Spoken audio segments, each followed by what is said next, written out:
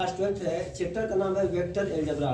इसमें दिया कि if either vector A equal to 0 और वेक्टर बी इक्वल टू 0 करा then A dot B vector A dot B equal to 0 but the converse need not be true. Justify your answer. तो सबसे पहले एक example लेते हैं हम vector A का। एक वेक्टर ए ले लिए आई कैप प्लस जे कैप माइनस 3 के कैप हो गया।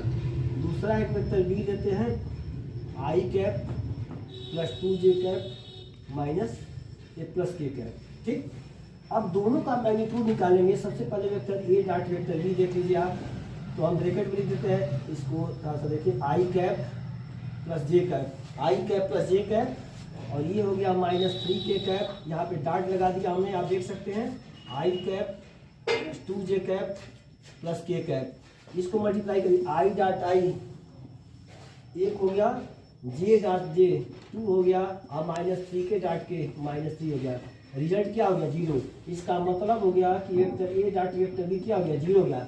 लेकिन आप देखेंगे माड ऑफ वेक्टर ए का माड देख लीजिए तो क्या हो जाएगा? 1 का स्क्वायर प्लस 1 और प्लस 1 3 का स्क्वायर हो जाएगा 9। ये √11 नॉट इक्वल टू 0, यानी separately vector A not equal to 0 हो गया। दूसरे केस में देख लेंगे वेक्टर बी का वैल्यू कितना आता है, देख लीजिए आई यानी 1 हो जाएगा, 2 का स्क्वायर 4 हो जाएगा और 1। तो यहाँ भी आप देख सकते हैं आई 2 1 यानी इसका स्क्वायर कितना हो जाएगा? 6 हो गया। ये भी नॉट इक्वल टू 0।